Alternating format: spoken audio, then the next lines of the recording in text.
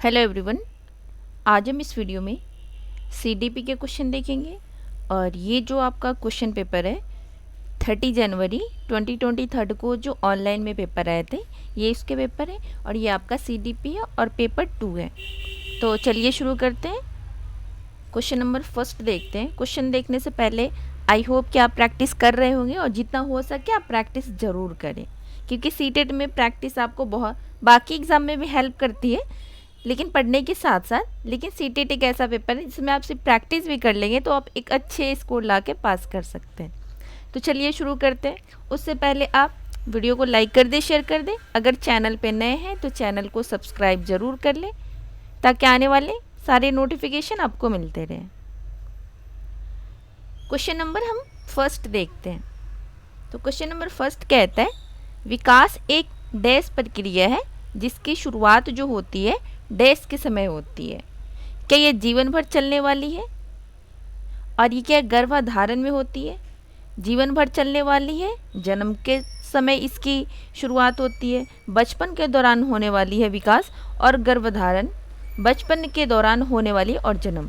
तो इसका जो सही आंसर हो जाएगा development is a continuous life long process. मतलब जो आपका डेवलपमेंट होता है वो लाइफ टाइम चलती रहती है। जिस दिन आप माँ के पेट में रहते हैं तब वूम टू टूम मतलब गर्भ से लेके कब्र तक आपका डेवलपमेंट चलता रहता है। लेकिन जो ग्रोथ होता है ना वो एक सर्टेन टाइम पे आके रुक जाता है। ठीक है, जैसे आप मान लीजिए आप बड़े हो गए, 18-20 साल के हो गए, आपके हाथ पैर बढ़ गए, अब उसमें कोई ग्रोथ नहीं होगा। हाँ, मोटापा हो जाएगा अलग बात है, पर वो और उसकी हाइट नहीं बढ़ेगी। आप मान लो आप 20 साल के हो गए, आपकी हाइट बढ़ गई, ठीक है, आप 5-5 के हो गए, जो भी हो गए, क्या उसके बाद आपकी हाइट बढ़ेगी? नहीं बढ़ेगी। तो जो ग्रोथ होता है ना वो एक सर्टेन टाइम के बाद रुक जाता है, लेकिन जो डेवलपमेंट होता है वो लाइफ टाइम चलता रहता है। आई होप कि आप समझ गए होंगे। तो विकास एक जीवन भर चलने वाली प्रक्रिया है जिसकी जो शुरुआत है गर्भाधारण, जिस टाइम गर्भाधारण होता है उस टाइम से ही शुरू हो जाता है। तो आप समझ गए होंगे। तो इसका सही आंसर हो जाएगा option number first is the right answer. Question number second देखते हैं। ये कहता है कथन एक कहता है गेंद को पकड़ने के लिए सीखने से पहले एक बच्चे में कुछ गतिक परिपक्वता होनी चाहिए। तर्क कहता है सीखना विकास पर निर्भर है। तो सही विकल्प का चयन कीजिए और बताइए 2 का सही आंसर क्या होगा। तो इसका जो सही आंसर हो जाएगा option number first is the right answer. आपका कथन ए भी सही है और आर भी सही है और व्याख्या भी करता है। क्वेश्चन नंबर थर्ड देखते हैं। क्वेश्चन नंबर थर्ड कहता है समाजीकरण एक डैश प्रक्रिया है जिसमें समाजीकरण की विभिन्न संस्थाओं के आपसी संबंध डैश हैं। तो क्या समाजीकरण एक सरल प्रक्रिया है? नहीं, समाजीकरण एक सरल प्रक्रिया नहीं है। समाजीकरण जो है एक जटिल प्रक्रिया है और समाजीकरण के विभिन्न संस्थाओं के आपसी संबंध में ये महत्वपूर्ण है, महत्वपूर्ण नहीं है। ये आपका फोर्थ गलत हो जाएगा। सही आंसर हो जाएगा एक जटिल प्रक्रिया है और ये विभिन्न संस्थाओं के आपसी संबंध में महत्वपूर्ण है। क्वेश्चन नंबर ऑप्शन नंबर इसका थर्ड सही हो जाएगा। ठीक है, नेक्स्ट क्वेश्चन पे चलते हैं। क्वेश्चन नंबर 4 कहता है किस चरण में बच्चे मूर्त समस्याओं को तर्कपूर्ण ढंग से सुलझा पाते हैं परंतु उन्हें निगमनात्मक सोच करने में कठिनाई होती है? संवेदी चालक, पूर्व संक्रियात्मक, मूर्त संक्रियात्मक, अमूर्त संक्रियात्मक। तो इसका जो सही आंसर हो जाएगा option number third is the right answer, मूर्त संक्रियात्मक। क्वेश्चन नंबर 5 देखते हैं। क्वेश्चन नंबर 5 कहता है आपका, ये टाइपिंग गलत हो रखा है, जो पियाजे जीन पियाजे के अनुसार बच्चों में अर्थपूर्ण अधिगम किस प्रक्रिया में होती है? मतलब जीन पियाजे के अनुसार अकॉर्डिंग टू जीन पियाजे चिल्ड्रेन लर्न मीनिंगफुली उद्दीपन व प्रक्रिया के अनुबंध की प्रक्रिया में, तब जब इनाम और सज़ा का प्रयोग किया जाता है, जब इनाम और सज़ा होता है तब बच्चे का अर्थपूर्ण लर्निंग नहीं होता है। इसलिए आपका जो सेकंड है वो गलत हो जाएगा। तो आप इसको कट कर दें। जब वयस्क नियंत्रण लेते हैं, व्याख्यान देते हैं। लेक्चर मेथड में भी बच्चे प्राइमरी लेवल पे तो मना किया जाता है कि लेक्चर मेथड का आप इस्तेमाल ना करें। फोर्थ कहता है खुद से आरंभ की गई गतिविधि व खोज में। तो इसका जो सही आंसर हो जाएगा option number fourth is the right answer, खुद से आरंभ की गई गतिविधि व खोज में। क्वेश्चन नंबर 6 देखते हैं। क्वेश्चन नंबर 6 कहता है पियाजे द्वारा प्रस्तावित चरणबद्ध क्रम के बारे में कौन सा वाक्य सही नहीं है। मतलब जो सही नहीं है हमें वो बताना है। तो फर्स्ट कहता है संज्ञानात्मक बदलाव एकीकृत रूप में होता है जिसकी दिशा समान होती है। तो ये जीन पियाजे कहता है। सेकंड कहता है एक चरण को लांघकर दूसरे चरण पर आगे बढ़ जाता है। जीन पियाजे ये नहीं कहता है, जीन पियाजे ने कहा है ये स्टेज वाइज बढ़ते हैं। ठीक है, तो ये आपका सेकंड गलत हो जाएगा। फर्स्ट सही है लेकिन सेकंड आपका गलत हो जाएगा। सभी चरण एक निश्चित अनुक्रम के अनुसार होते हैं, ये भी सही है आपका। चरण सार्वभौमिक है, यह हर जगह के बच्चों को गुणधर्म को दर्शाती है। तो आपका फोर्थ भी सही है। तो मतलब जो आपका सही नहीं है वो है option number second is the right answer. Question number 7 देखते हैं। कोहलबर्ग के अनुसार नैतिक विकास के पूर्व पारंपरिक स्तर की क्या विशेषता है। फर्स्ट है इस बात पर ध्यान की सांस्कृतिक कारक और जेंडर नैतिक विकास को कैसे प्रभावित करते हैं। नियमों का पालन या अवज्ञा अच्छे या बुरे परिणामों से निर्धारित होती है। व्यक्ति अपने कार्यों के परिणामों पर ध्यान केंद्रित करने की बजाय दूसरे की अपेक्षाओं को बनाए रखने का प्रयास करता है। स्व चुने हुए नैतिक सिद्धांतों का पालन जो सार्वभौमिक है। मतलब कोहलबर्ग के अनुसार नैतिक विकास के पूर्व पारंपरिक स्तर की क्या विशेषता है। तो इसका जो सही आंसर हो जाएगा पूर्व पारंपरिक स्तर की जो विशेषता है नियमों का पालन व अवज्ञा अच्छे या बुरे परिणामों से निर्धारित होता है। Option number second is the right answer. Question number 8 देखते हैं। लेवाइगोस्की के अनुसार बच्चों की संज्ञानात्मक क्षमता पर अपने से अधिक योग्य व्यक्तियों के साथ अंतःक्रिया का क्या प्रभाव पड़ता है। कोई प्रभाव नहीं पड़ता है, बिल्कुल प्रभाव पड़ता है, इसलिए आपका फर्स्ट गलत हो जाएगा। नकारात्मक प्रभाव पड़ता है, सुसाधित होती है, घटती है। तो इसका जो सही आंसर हो जाएगा option number third is the right answer, सुसाधित होती है। क्वेश्चन नंबर 9 देखते हैं। लेवाइगोस्की के अनुसार सीखना व्यवहार में मापा जा सकने वाला बदलाव है। क्या ये बात सही है। सीखने को सामाजिक परिवेश से अलग होकर नहीं देखा जा सकता, ये तो बिल्कुल सही है, क्योंकि लेवाइगोस्की ने कहा है कि बच्चे जितना सोशल इंटरेक्शन करेंगे वो उतना ही ज़्यादा अच्छे से सीख पाएंगे, तो वो सामाजिक परिवेश से अलग होकर नहीं देखा जा सकता। ये बात बिल्कुल सही है। सीखना सकारात्मक व नकारात्मक पुनर्बलन पर आधारित होते हैं। सीखने में ध्यान केंद्रित करने की प्रक्रिया व स्मृति के भंडार शामिल है। तो इसका जो सही आंसर हो जाएगा option number second is the right answer. Question number 10 देखते हैं। अंतः व्यक्तिक बुद्धि की क्षमताओं में क्या शामिल है।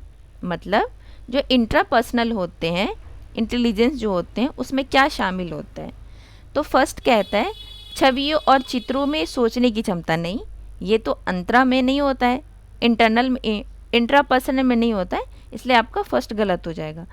अपनी भावनाओं में अवगत होना और अपनी क्षमताओं को पहचानना, क्या ये बात सही है। लय तार लव सुर ये म्यूजिकल में होता है। विशिष्ट ताल स्वरों और लय ये भी आपका गलत हो जाएगा। आप देख पा रहे होंगे यहाँ चित्रों की बात कर रहा है, इसका कोई लेना देना नहीं है। लय ताल की बात नहीं करता है ये क्वेश्चन आपका। जो इंट्रापर्सनल होता है ना वो चित्रों की बात करता है, ना लय तार की बात करता है, ना स्वरों और लय के बीच अंतर करने की क्षमता की बात करता है। ये जो बात करता है अपनी भावनाओं से अवगत होना और अपनी क्षमताओं को पहचानना। Option number second is the right answer. Question number 11 देखते हैं। एक शहर को डिजाइन करने वाले एक वास्तुकार और एक जटिल चित्र पर काम करने वाले जो कलाकार में कौन सी बुद्धि अधिक होने की संभावना है। मतलब आप इससे पहले जो क्वेश्चन आपने देखा है वो क्वेश्चन नंबर जो 10 था वो किसने दिया है, तो हार्वर्ड गार्डनर ने कितने मल्टीपल इंटेलिजेंस 8 टाइप के मल्टीपल इंटेलिजेंस दिया है। ठीक है, ये भी आपके क्वेश्चन आते हैं कि जो हार्वर्ड मल्टीपल इंटेलिजेंस है वो किसने दिया है, तो हार्वर्ड गार्डनर ने दिया है। और ये किसमें कितने टाइप्स होते हैं, तो 8 टाइप्स होते हैं। और ये भी उसी का क्वेश्चन है, हार्वर्ड गार्डनर से ले। एक शहर को डिज़ाइन करने वाले एक वास्तुकार और एक जटिल चित्र पर काम करने वाले कलाकार में कौन सी बुद्धि अधिक होने की संभावना है। तो इसका फर्स्ट कहता है स्थानिक बुद्धि, भाषाई बुद्धि। वास्तुकार की कह रहा है, डिज़ाइन कह रहा है, वास्तुकार कह रहा है। तो आपका इसमें भाषा को तो कोई लेना देना नहीं है, इसलिए आपका सेकेंड गलत हो जाएगा। संगीत में ये भी आपका नहीं होगा। अंतर्व्यक्ति बौद्धिक इंट्रापर्सनल की तो अभी हमने बात कही है, तो आपका फोर्थ भी नहीं होगा। तो इसका जो सही आंसर हो जाएगा शहर को डिज़ाइन करने वाले वास्तुकार, तो अस्थानिक बुद्धि। Option number first is the right answer. Question number 12 देखते हैं। एक प्रगतिशील कक्षा कक्ष में पाठ्यचर्या किस प्रकार की होती है। बेहद कठोर व संरचित जिसमें बच्चे को कोई स्वायत्तता ना हो। विषयों को खंडित रूप में संगठित करती है जिसमें विषयों का कोई पारस्परिक संबंध ना हो। बच्चों की रुचियों व क्षमताओं के अनुरूप संगठित की जाती है। जानकारी को असंगित टुकड़ों में प्रस्तुत करता है। तो इसका जो सही आंसर हो जाएगा option number third is the right answer. जो प्रगतिशील कक्षा कक्ष होता है वो बच्चों की रुचियों व क्षमताओं के अनुरूप संगठित की जाती है। क्वेश्चन नंबर 13 देखते हैं। क्वेश्चन नंबर 13 कहता है सह शिक्षा कक्षा में एक शिक्षक लड़कों से कहता है सह पाठ्यक्रम गतिविधियों में गृह विज्ञान को मत लो, तुम लड़की नहीं हो। इससे किसको बढ़ावा मिलेगा। जेंडर समता को बिल्कुल नहीं मिलेगा। ये तो कह रहा है कि जो खाना बनाने का काम होता है वो लड़कियां करती है, इसलिए आप क्या कह रहे हैं, गृह विज्ञान लड़कियां ले सकती है, तुम लड़के वो तो नहीं लो। तो क्या ये जेंडर समता की बात कर रहा है, नहीं, जेंडर रूढ़िवादिता की बात कर रही है। Option number second is the right answer. लचीलापन की भी बात नहीं करता, समानता की बात नहीं कर रहा। क्वेश्चन नंबर 14 देखते हैं।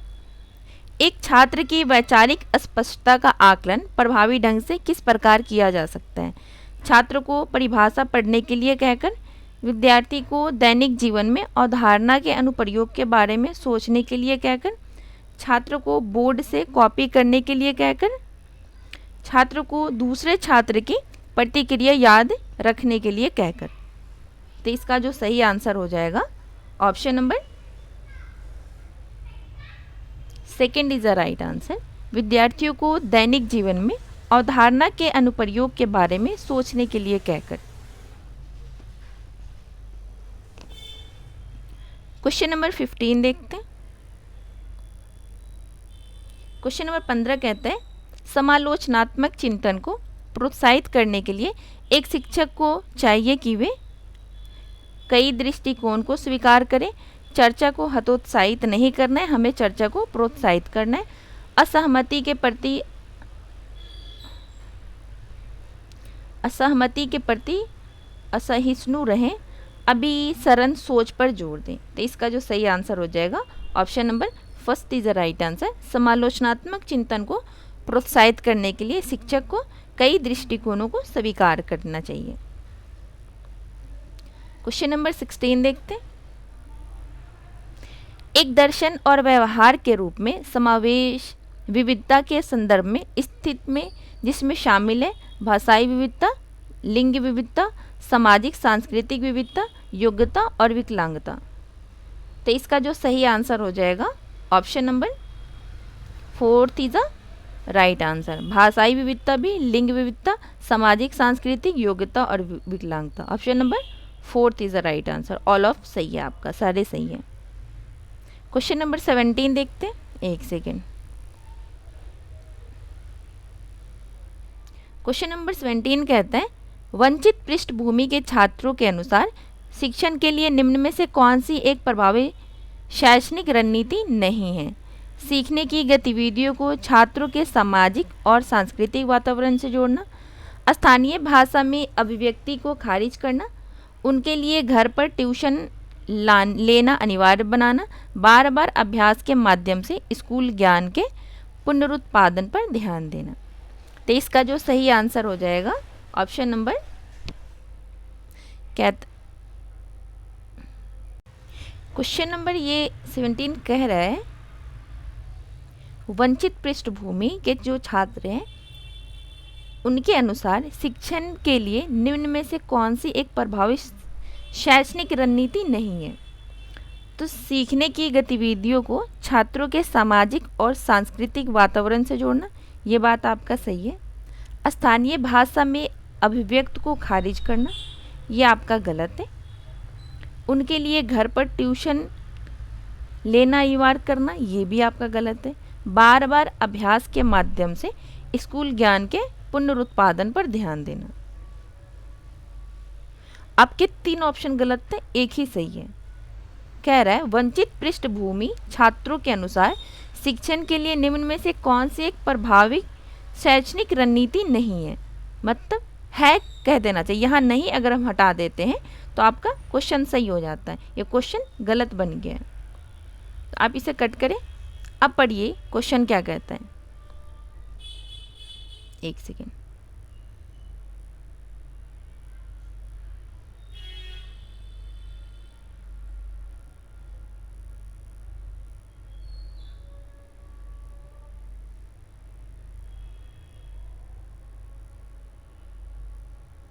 कहता है वंचित पृष्ठभूमि के छात्रों के अनुसार शिक्षण के लिए निम्न में से कौन सा एक प्रभावी शैक्षणिक रणनीति है। सीखने की गतिविधियों को छात्रों के सामाजिक और सांस्कृतिक वातावरण से जोड़ना। तो option number first is the right answer, बाकी ये सारे गलत हैं आपके। क्वेश्चन नंबर 18 देखते हैं। क्वेश्चन नंबर 18 कहता है डैश के साथ संघर्ष करने वाले छात्रों को अक्सर गणितीय अवधारणाओं और गणना में कठिनाइयों का समान सामना करना पड़ता है। गुणज वैकल्प डैश के साथ संघर्ष करने वाले छात्राओं को अक्सर गणितीय अवधारणाओं में गणना की कठिनाई का सामना करना पड़ता है। तो आप तो देख ही पा रहे होंगे, इसका सही आंसर हो गया option number first is the right answer. Dyscalculia गुणज वैकल्प। अब आपको बता देते हैं जो डिसग्राफिया होता है वो लिखने से रिलेटेड होता है, लेखन वैकल्य। जो पठन वैकल्य होता है वो पढ़ने से होता है, ये तो इजी है। क्वेश्चन नंबर 19 देखते हैं। दृष्टि की सहायता के लिए एक सहायक तकनीक बड़े मुद्रण वाली वर्कशीट होनी चाहिए, वाक्य चलित कंप्यूटर होनी चाहिए, कैलकुलेटर, आवर्धक लेंस। तो इसका सही आंसर हो जाएगा वाक्य चलित कंप्यूटर होनी चाहिए। क्वेश्चन नंबर 20 देखते हैं। रचनात्मक बच्चों की विशिष्ट पहचान विशेषताओं में शामिल है विचारों का लचीलापन, प्रवाह और मौलिकता, उच्च बौद्धिक, सामाजिक और भावनात्मक परिपक्वता, सरल कार्यों और कम जोखिम लेने वाले कार्यों के लिए वरीयता, अभी सारी सोच और सोच में स्थिरता। तो इसका जो सही आंसर हो जाएगा option number first is the right answer, विचारों का लचीलापन, प्रवाह और मौलिकता। क्वेश्चन नंबर 21 देखते हैं। सीखने के लिए सार्वभौमिक डिजाइन के सफल कार्यान्वयन के लिए डैश के कई तरीके महत्वपूर्ण हैं। प्रतिनिधित्व, क्रिया, संलग्नता, नामीकरण। तो इसका जो सही आंसर हो जाएगा सीखने के लिए सार्वभौमिक डिजाइन के सफल कार्यान्वयन के लिए डैश के कई तरीके महत्वपूर्ण हैं। मतलब सीखने के लिए सार्वभौमिक डिजाइन, प्रतिनिधि, क्रिया, संलग्नता, नामीकरण। तो बताएं इसका सही आंसर क्या होगा।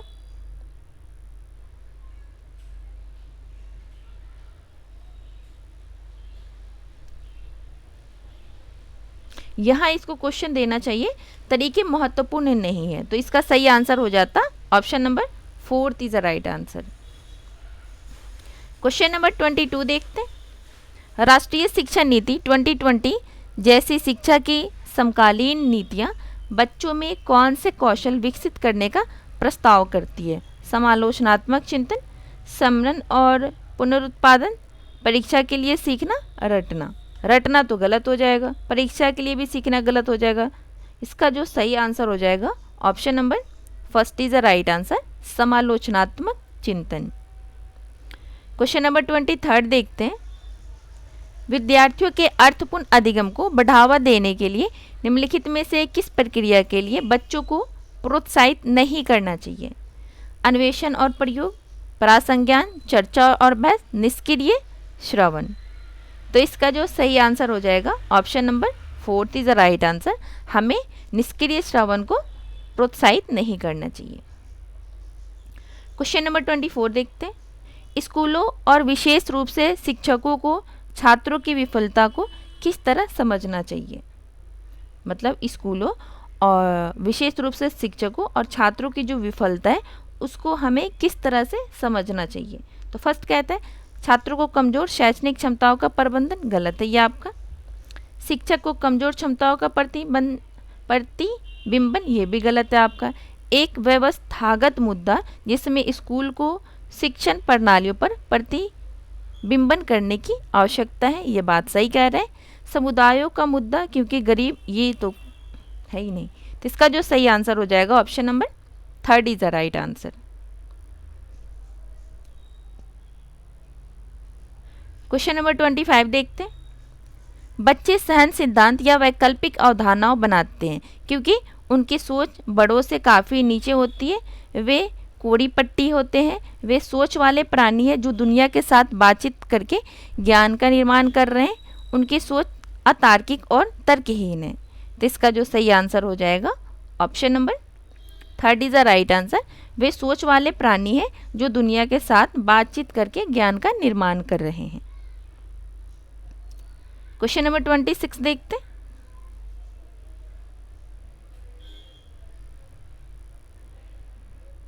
ये कहता है जब कोई विद्यार्थी किसी समस्या को एक ही तरीके से निरूपित करने पर अटक जाता है तब वह क्या कहलाया जाता है? पश्चगामी युक्ति का संचालन, कार्यात्मक स्थिरता, अनुक्रिया समुच्चय या अनुरूपी चिंतन। तो इसका जो सही आंसर हो जाएगा option number 3 is the right answer, अनुक्रिया समुच्चय। क्वेश्चन नंबर 27 देखते हैं। कथन ए कहता है समस्या समाधान पढ़ाते समय शिक्षकों को चाहिए कि वो बच्चों को अपनी सोच के बारे में सोचने और सीखने के तरीके पर ध्यान केंद्रित करने के लिए हतोत्साहित करें। अगर यहाँ हतोत्साहित नहीं होता, प्रोत्साहित होता तो ये आपका सही हो जाता। अब ये आपका गलत हो जाएगा क्योंकि यहाँ हतोत्साहित आ गया है, तो ये आपका गलत हो जाएगा। तर्क कहता है संज्ञानात्मक क्षमताओं का विकास समस्या समाधान में बाधा डालता है, ये भी आपका गलत हो जाएगा। जो संज्ञानात्मक क्षमताओं का जो विकास होता है वो समस्या समाधान में बाधा नहीं डालता है, इसलिए आपका ए और आर दोनों गलत हैं। किस ऑप्शन में? तो option number 4 is the right answer.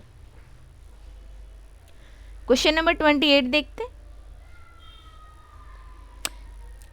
कथन ए कहता है शिक्षकों के माध्यम विद्यालय के छात्रों को विस्तार से बताना चाहिए कि उन्हें क्या करना है, जिसमें क्या, कैसे और कब सीखना है।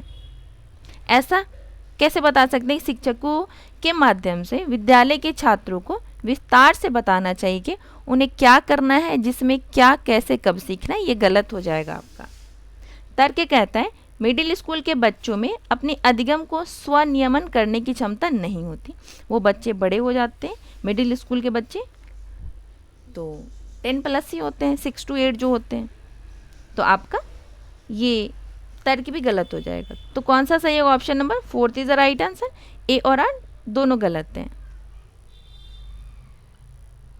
क्वेश्चन नंबर 29 देखते हैं। योग्यता को डैश और सफलता को डैश के रूप में सोचना छात्रों को अधिक प्रयास करके अधिक मेहनत करने के लिए प्रेरित करता है। स्थिर अपमानजनक, स्थिर सीखने का अवसर, वृद्धिशील अपमानजनक, वृद्धिशील सीखने का अवसर। तो इसका जो सही आंसर हो जाएगा option number 4 is the right answer. वृद्धिशील, योग्यता को वृद्धिशील और असफलता को सीखने का अवसर के रूप में सोचना छात्रों को अधिक प्रयास करके अधिक मेहनत करने के लिए प्रेरित करता है। आज का लास्ट क्वेश्चन नंबर 30 देखते हैं। निम्नलिखित में से कौन सा कारक सीखने को प्रभावित करता है? मतलब इसमें कौन से कारक हैं जो सीखने को प्रभावित करते हैं? तो फर्स्ट कहता है छात्र का सामाजिक सांस्कृतिक संदर्भ बिल्कुल प्रभावित करता है। छात्रों की आयु ये भी करता है। एक अवधारणा को पढ़ाने के लिए शैक्षणिक रणनीतियाँ, छात्र की क्षमता के बारे में शिक्षक का विश्वास। तो इसका जो सही आंसर हो जाएगा option number 4 is the right answer. First, second, third, fourth चारों सही है आपके। तो इस वीडियो में हमने CDP के पेपर 2 के 30 क्वेश्चन करे। आई होप कि आपको ये वीडियो पसंद आएगी और आप इस वीडियो को ज़रूर देखें। जितना हो सके आप प्रैक्टिस ज़रूर करें। वीडियो को लाइक करें, शेयर करें। अगर चैनल पर नए हैं तो चैनल को सब्सक्राइब जरूर कर लें। Thank you.